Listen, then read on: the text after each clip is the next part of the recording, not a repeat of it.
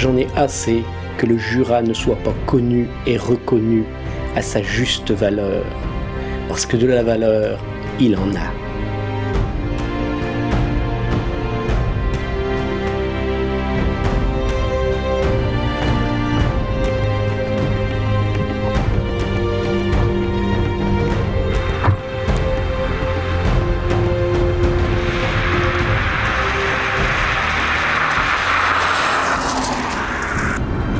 Ce sentiment qu'on va pouvoir réaliser, que l'on va enfin faire.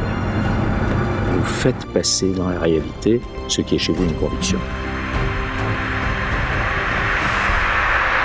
Oui, donc si on arrivait à avoir une affiche un petit peu percutante, même si tout le monde n'est pas branché sur Internet, je penserais judicieux d'avoir perrin.com en gros sur le bas de l'affiche. Puis en haut, il faut trouver un slogan. Et je pense qu'il y a un mot qui a toujours identifié la terre de la montagne jurassienne, c'est l'ingéniosité. On en a le reflet dans toute la production industrielle, dans la capacité d'entreprendre, et ce serait peut-être bien que ce soit un terme qu'on puisse reprendre. Tout à fait, surtout qu'au travers de la campagne, moi l'idée c'était de démontrer que le candidat cherche à penser autrement, à développer une vision pour le Haut-Jura, donc ça collerait parfaitement au candidat.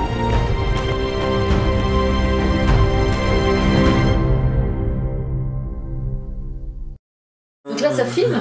Ça filme. Ah là ça filme. Mais si tu avais un conseil à me donner, ce serait lequel ? De gagner.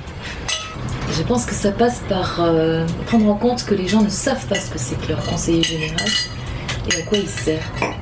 Qu'est-ce que vous pouvez faire en tant que conseiller général déjà ? C'est la bonne question. C'est vrai qu'on n'est pas toujours convaincu que les électeurs savent ce qu'est un conseiller général.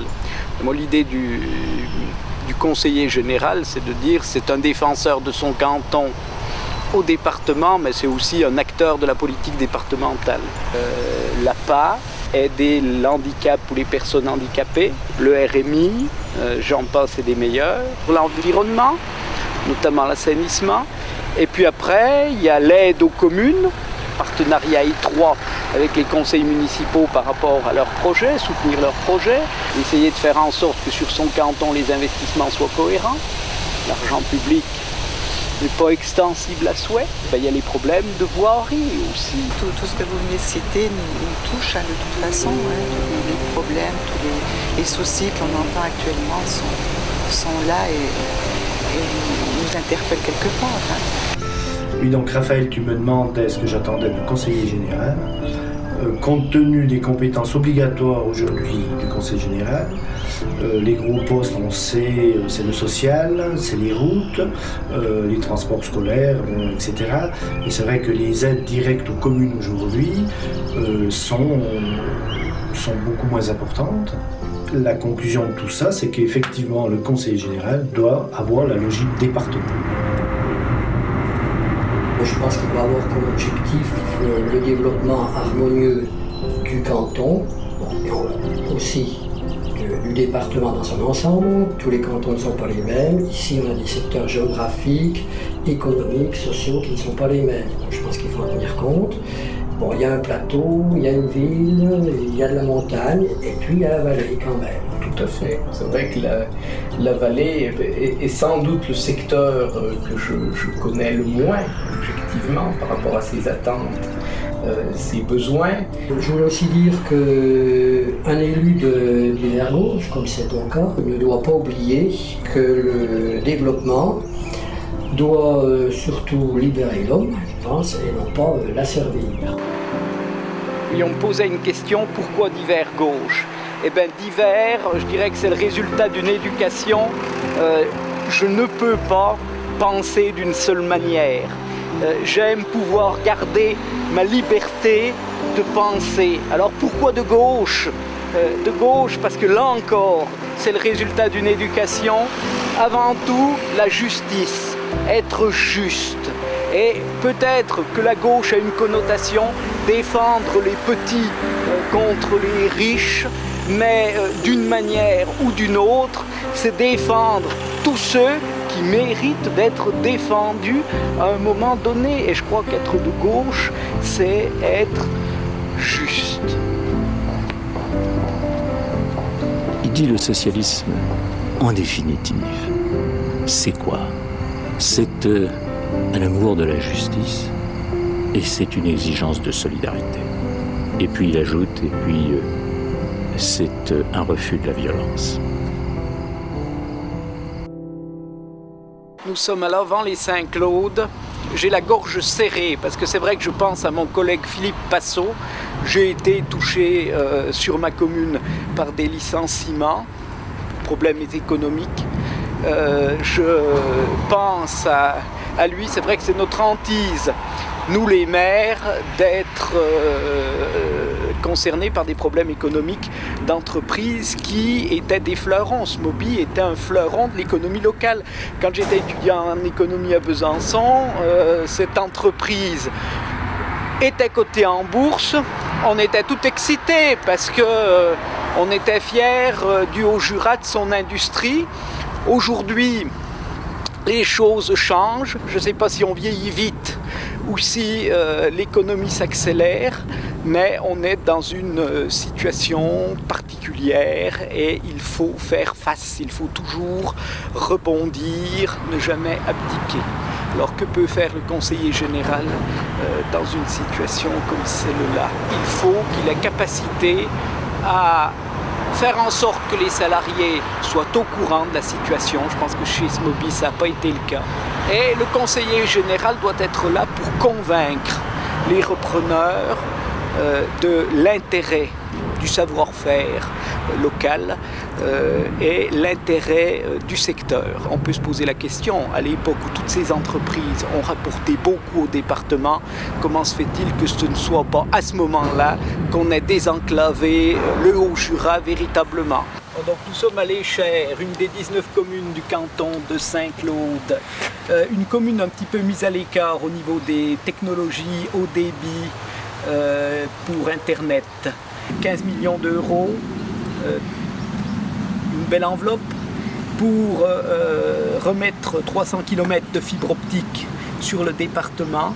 Mais une commune comme celle-là ne sera toujours pas desservie convenablement. Alors le département nous propose un plan B, disons, puisque nous ne pourrons pas être desservis par le plan général. Un plan B à base de Wi-Fi ou WiMAX, bon, des technologies sur lesquelles on se pose quand même des questions aussi. On n'est pas sûr que ce système préserve aussi les capacités de développement pour l'avenir. C'est vrai qu'on sera toujours à la traîne en ayant un plan qui ne soit pas Tout à fait. Mais c'est vrai qu'il faudra trouver la meilleure solution, mais c'est dommage que ces 300 km de fibre optique ne soient pas au bout de la fibre optique de France Télécom. Elle rendrait beaucoup plus de services. Bon, j'ai été conseiller général pendant 14 ans, donc je connais bien tout l'ensemble des problèmes qui se posent dans le canton à l'heure actuelle, et c'est sûr que l'on en a beaucoup parlé. Nous n'avons pas tous les moyens d'apporter des solutions, mais je pense que tu connais bien également l'ensemble des problèmes qui se posent sur notre secteur, que ce soit en matière d'intercommunalité, en matière de développement industriel, de services publics, mais également en matière de route, par exemple.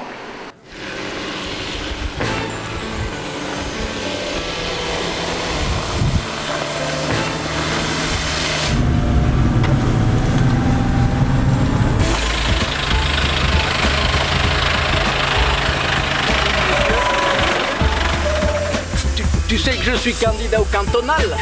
Ah ben c'est bien ça, il nous fallait un gars du terrain. Voilà, là il y a justement des gars qui sont coincés. Je leur proposais de suivre le chasse-neige. Ah pas de souci, ouais. Vous êtes équipé en quoi? Allez, va, c'est pas comme ça. Allez, bonne journée. Bon, vous dormez là? Hein? Oui, ben vous êtes bien, ouais. Bon, ben vous savez que vous êtes sur le canton de Saint-Claude? Oui. Vous savez que c'est notre futur conseiller général, ça? Ah, ben c'est bien, il vient voir comment ça se passe, c'est bien alors, hein? C'est le maire de Sémoncel et puis il s'occupe un peu de la situation des routes. Il vient voir comment ça se passe, c'est bien. Exactement. C'est pas mal. Faut être au contact du terrain. Ben là, oui, ben là, vous l'avez dit tout de suite, là. Allez, faites bien, bon courage. Hein. Merci. Ah, ben donc, pour savoir véritablement comment ça se passe, on va monter avec toi. Je vais pas demander l'autorisation au président Bailly, mais je m'arrangerai après avec lui. Il n'y a pas de souci, il y a de la place dans la cabine, il y a du chauffage. Moi, je considère que terminer à 20h et recommencer à 4h du matin, si ça s'est mis à neiger à 19h, ben c'est pas sérieux. On a en plus, quelquefois, une mauvaise image pour le tourisme. Il y a des Lyonnais qui disaient le Haut-Jura, c'est l'endroit où il n'y a pas de neige sur les pistes et puis il y a de la neige sur la route. Puis les gens sont de plus en plus paumés dès lors qu'ils voient de la neige sur la route. Donc il faut quand même, si on veut faire du tourisme, mettre aussi les moyens au niveau du déneigement. Puis je crois le point le plus important et l'argument qui va permettre de modifier les règles au niveau du déneigement, c'est de dire, voilà, ceux qui ont perdu leur emploi sur le bassin d'emploi de Saint-Claude ou de Morée, je crois quand même que c'est vachement important de permettre aux gens qui étaient ici de le rester et qui puissent aller travailler en Suisse si aujourd'hui il y a du boulot en Suisse. Et puis demain, il faudra que le boulot revienne en France. Mais il faut savoir dans la vie saisir les opportunités. C'est pour ça que vous avez un rôle important. Alors c'est vrai qu'il ne faut pas qu'il y ait des dérives. Moi je suis pour l'engagement de moyens, l'engagement des bons moyens au bon moment. C'est vrai qu'il ne faut pas faire n'importe quoi et puis que vous tourniez des heures et des heures s'il n'y a pas besoin. Mais quand il y a besoin, il faut que vous ayez la possibilité éventuellement de partir plus tôt, à conditions exceptionnelles, moyens exceptionnels. Je pense qu'on peut avoir capacité à faire ça. Ben, je pense, oui, bien sûr. Si avant ça se faisait, c'était possible, je pense que maintenant, c'est toujours possible.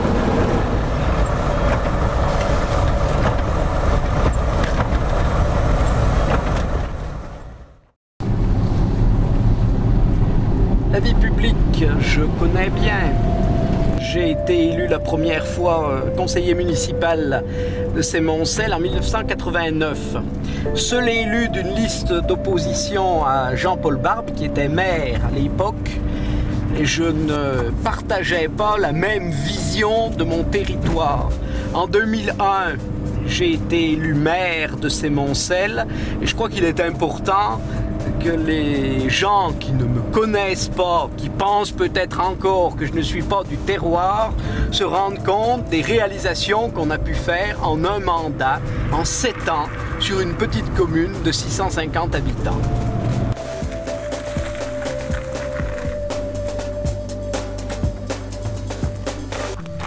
Par exemple, ce terrain, les Smoncelans l'ont entendu pendant 50 ans. J'en ai entendu parler pendant toute mon enfance. Aujourd'hui, c'est réalisé avec la communauté de communes. Nous avons fait cette zone multi-activité à vocation touristique. C'est fait. Et ce n'est pas tout.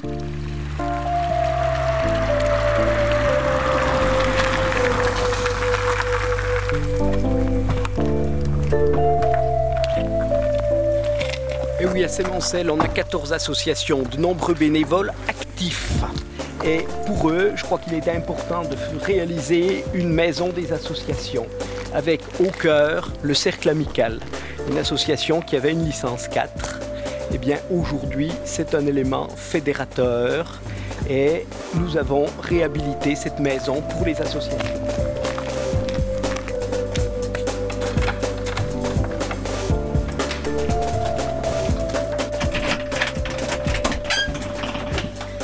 Donc bienvenue à la maison Jantet, au Cercle Amical.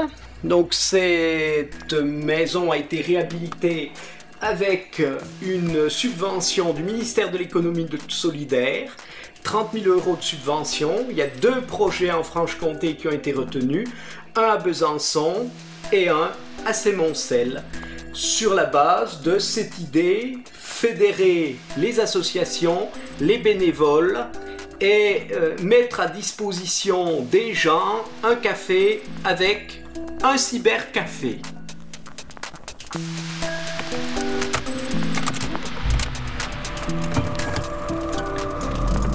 Nous allons aller visiter maintenant le Cantou des Saphirs, une réalisation inaugurée en 2002, une maison pour nos aînés. Si Semoncel a des bénévoles, c'est parce que par le passé, Semoncel avait déjà beaucoup de bénévoles. Il est normal que l'on s'occupe de nos anciens, même si on s'en occupe différemment que par le passé. Et puis, on s'occupe aussi différemment de nos enfants. Nous avons réalisé, nous irons le voir ensuite, une maison de l'enfance. Parce que les enfants, eh bien, il faut absolument que l'on fasse en sorte que ce soient les bénévoles de demain. Alors, les cantous, ce sont de petites maisons de retraite à visage humain, 17-18 résidences qui nous permet de conserver une certaine convivialité. En plus, on essaye de ne pas les déraciner. On a un cantou par secteur géographique de manière à ce que les gens puissent rester dans leur village ou dans le village voisin. Je pense que c'est un modèle à perpétuer, il faut à développer, oui. Petite structure, je pense que ce qui est important, c'est que c'est petit. Et voici, comme promis, nous sommes devant la maison de l'enfance. Je crois le plus beau projet du mandat, puisque nous avons réhabilité un bâtiment avec extension des locaux pour abriter une crèche et un CLSH, un centre de loisirs sans hébergement. Pour boucler la boucle, nous allons aller voir la caserne des sapeurs-pompiers qui a été inaugurée en 2001. Je suis sapeur-pompier, chef de centre. Je crois que c'est un bel outil pour le Haut-Jura parce que ça permet d'assurer la mission de service public. Merde, ben, ça bip. Elle n'est pas banale celle-là, tiens. Bon, ben c'est un accident sur piste de ski à la Moura. Celle-là, elle est quand même forte.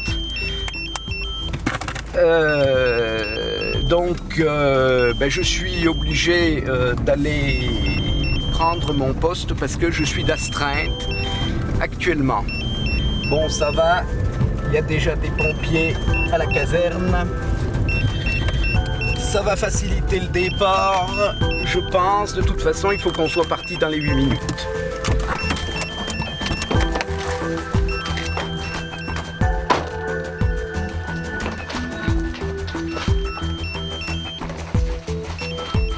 Salut les gars. Salut, salut. Vous avez pris qu'il y a des pas. Ah ouais.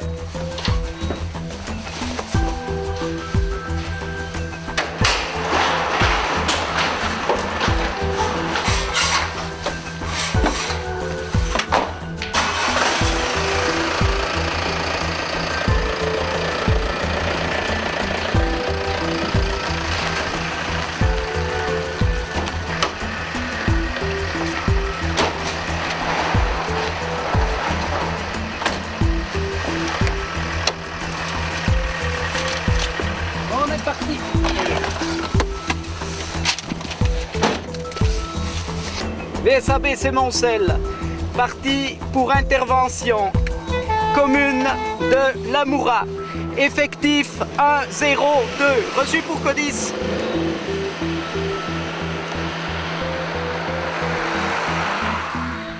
La mission qui nous est confiée à nous pompiers, avec les risques, fait qu'aujourd'hui je prends la pleine mesure de la tâche qui m'attend. Je suis pompier parce que je tiens à la vie des autres. Je souhaite que tout le monde ici l'ait bien entendu. Si nous gardons ensemble un objectif commun d'exigence, d'excellence et de rigueur, si nous savons garder un peu de bon sens, nous devrions, ensemble, pouvoir espérer satisfaire les besoins de sécurité auxquels nous devons apporter un concours sans faille. Et pourtant, à l'évidence, c'est de plus en plus difficile.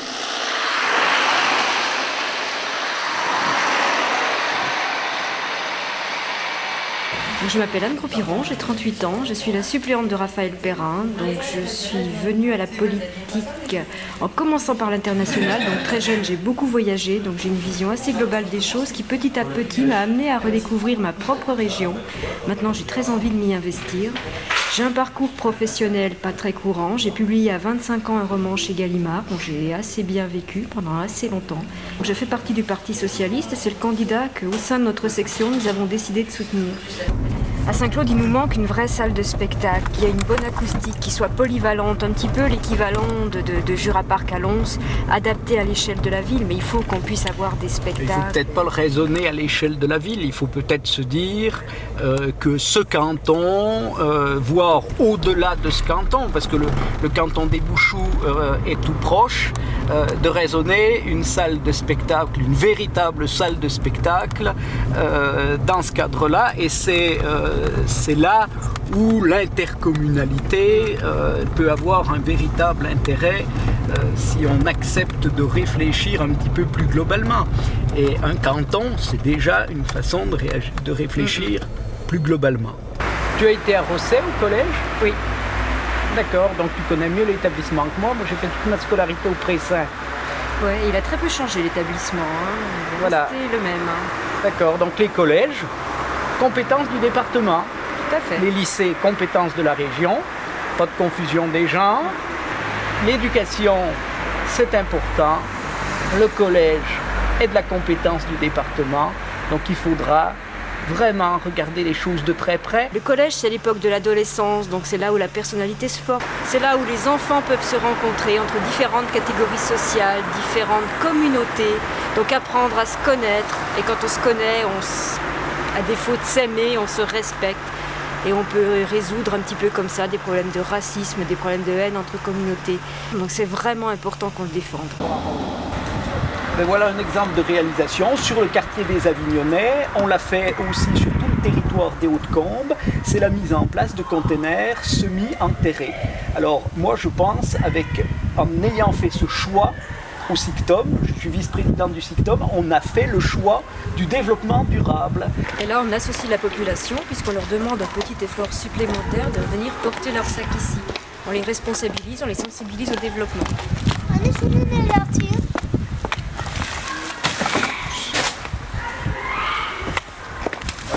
Et là, on a un geste parfait, le gris, le bleu, le tri, c'est très bien. Vous faites les choses exactement comme elles doivent être faites. Merci. Merci à vous. Merci.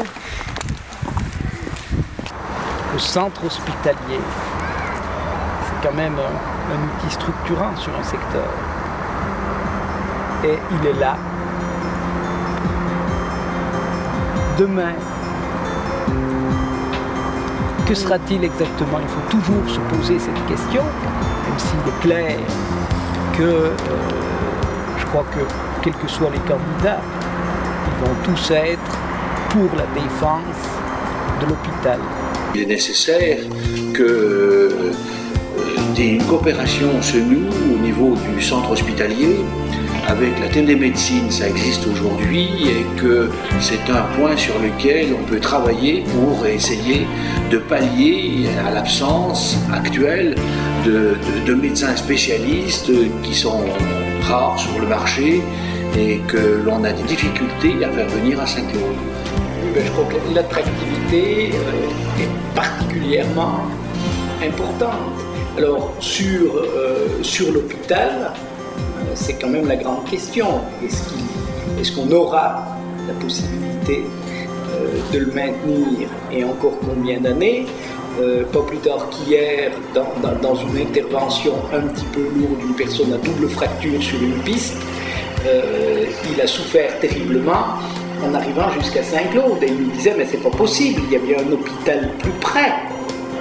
Et bien, quand on lui a dit non, mais rassurez-vous, l'hôpital le plus près est encore là, demain on aurait pu peut-être vous conduire 20-25 km plus loin. Imaginez, il a dit, je n'ose pas imaginer ma douleur.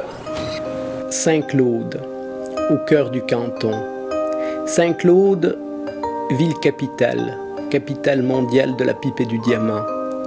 Saint-Claude, ville qui inspire par son passé, où se sont côtoyées à peu près toutes les structures sociales, industrie, patronat, mutuelle, coopérative, des structures qui a priori étaient antinomiques et ont réussi à faire de cette ville une véritable vitrine. Et bien pour demain, pour notre canton, pour ce secteur, il faut que l'on ait une vision d'avenir. Et je souhaite vous la proposer. Alors je pense que Saint-Claude, certes, a une histoire, mais ce qui compte aussi, c'est qu'elle a un futur. Et je pense que c'est une ville qui a un fort potentiel. Effectivement, on a un passé ouvrier qui est extrêmement riche avec la fraternelle, les coopératives ouvrières qui sont uniques en France avec l'école de Saint-Claude. Et ce qui compte maintenant que les entreprises ont tendance à délocaliser, il faut se tourner vers l'avenir. Et l'avenir, il suffit de regarder le paysage autour de nous, c'est peut-être le tourisme. Il faut vraiment qu'on mise là-dessus. À Saint-Claude et dans le Haut-Jura. Le tourisme d'hiver en montagne, c'est avant tout le ski. Bon, on a eu ces dernières années plus d'années de bon enneigement que de mauvais enneigement. Le sport d'hiver, c'est encore bien présent dans le Haut-Jura. Donc c'est pour ça qu'il faut que certaines réalisations puissent se faire très vite dans les années qui viennent. Oui. De toute façon, je pense que c'est parti.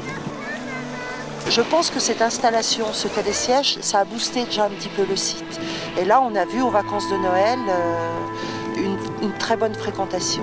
Qu'est-ce que tu penses de la fermeture du Pas des Auvergnes? On a eu là des vacances de Noël avec une bonne clientèle, des remontées mécaniques presque insuffisantes certains après-midi. Et on s'est dit que le téléski des Auvergnes serait bien utile période de vacances et que c'est certainement très dommage de le démonter. Maintenant, la grosse problématique, c'est les canons à neige. Pour nous, professionnels de la neige, les canons à neige sont indispensables. On sait que ça ne remplacera jamais les chutes, mais on en a besoin et on a encore de belles années de sport d'hiver devant nous dans le Haut-Jura, si ces réalisations de neige de culture se font. Il faut naturellement que le Conseil général, à ce niveau-là, joue pleinement son rôle. Donc c'est à nous qui représentons le canton de Saint-Claude ou le canton de Morée, il faut quand même regarder les choses globalement et puis qu'il n'y ait pas de querelle entre les conseillers généraux. En plus, quand on voit là les vacances qu'on vient de passer, on a eu un bel enneigement, des belles conditions de neige, donc je pense qu'il ne faut pas s'arrêter là. Il faut se donner les moyens de poursuivre cette aventure des sports d'hiver dans le Haut-Jura. Il faut construire un tourisme qui soit respectueux et assez élégant vis-à-vis des gens qui viennent visiter, en l'occurrence ici, le Jura et la partie du montagne du Jura. Si on veut que les gens viennent chez nous, il faut être accueillant et savoir bien les accueillir. On prend un peu trop les touristes pour des cons. En termes touristiques, je pense que ce qui sera intéressant, c'est de jouer de toute façon la qualité. Nous avons dans le Jura une véritable chance, un véritable atout, c'est la qualité. Et la qualité, il faut qu'on ait capacité à la décliner sur tous les aspects. Ça ne se limite pas au paysage. C'est la qualité d'accueil pour nos touristes. C'est la qualité de nos produits. C'est la qualité de nos routes, de nos déneigements. Alors ça remonte à quelle époque ça tourne à mon avis, c'est avant la crise de 29.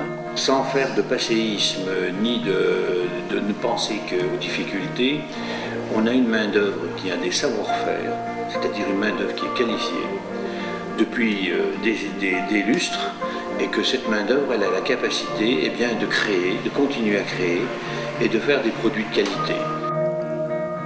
Chaque Jurassien doit garder à l'esprit constamment que notre force, c'est la qualité. Ouais, c'est vrai que quand on compare l'évolution du Haut-Jura à d'autres régions à forte identité patrimoniale, on peut effectivement essayer de souhaiter pour la montagne du Jura un leader charismatique qui qui soit porteur d'idées progressistes, novatrices, qui s'inscrivent dans une réflexion sociale, environnementale et qui ait une capacité de persuasion. Je pense que Raphaël Perrin est bien placé pour ça. Il en a déjà fait la démonstration au niveau de la commune de Sémoncel et on peut souhaiter imaginer qu'au niveau des jardins cantons et voire plus au niveau du Haut-Jura, qu'ils puissent imprimer une nouvelle stratégie qui mette l'économie au service de l'homme et qui tienne compte en particulier des grands problèmes environnementaux. Il est un bon candidat parce qu'il a une expérience de la vie publique. Il a clairement affirmé qu'il avait des attaches très profondes à gauche, une position clairement affirmée à gauche. Donc pour moi, c'était le candidat à gauche, intéressant également, parce qu'il a un privilège que moi je n'ai plus, c'est celui d'être jeune. En ce qui me concerne, si je me suis engagé en politique au sens premier du terme, c'est pour gérer ma commune avec toute l'attention qu'elle mérite. Si je sollicite aujourd'hui vos suffrages, c'est dans le même état d'esprit. On qualifie parfois Raphaël Perrin d'atypique. Pourquoi ? Bien, je crois que tout cela provient de mes origines, fils d'ouvrier, diplômé d'une grande école française, avec un parcours professionnel pendant 10 ans à Paris. J'ai une double fierté. C'est d'avoir côtoyé à peu près l'ensemble des milieux sociaux sans aucune gêne et d'être revenu ici pour servir mon territoire qui m'a nourri dans la façon dont je souhaite que les choses soient réalisées aujourd'hui. C'est pour ça qu'il me paraissait important de m'ouvrir à vous au travers d'un film pour que vous compreniez qui est Raphaël Perrin et quelles sont ses idées pour les cantons de la République.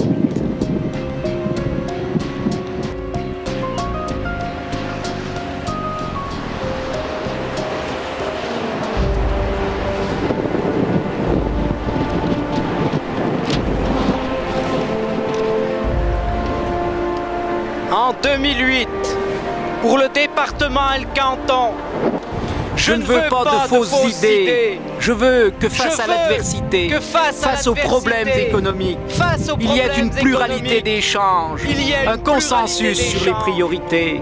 Je ne veux pas de faux semblants. Je veux continuer à démontrer, sans démagogie aucune, qu'un élu a capacité à faire dès lors qu'il s'engage pleinement. Je ne veux pas de faux fuyants. Je veux que les élus s'expliquent sur leurs actions, sur leurs décisions. Je veux vous rendre des comptes. Je ne veux pas de fausses solutions. Je veux qu'au niveau du département, on ait capacité à trouver la juste adéquation entre nos moyens et nos choix budgétaires. Je sais l'impact de quel impôt sur le moral des acteurs économiques et sur la baisse du pouvoir d'achat des uns et des autres. Je veux que l'on investisse efficacement et que les dépenses publiques soient rationnelles par rapport aux objectifs qui doivent être les nôtres. Je veux une vision à long terme sur les réhabilitations de collèges, sur la sécurisation de nos routes et leur déneigement. Je veux que les dépenses d'équipement ou de fonctionnement dans le domaine de la culture, de la jeunesse et des sports se fassent dans une logique globale et cohérente. Je veux que le département montre l'exemple en termes de développement durable.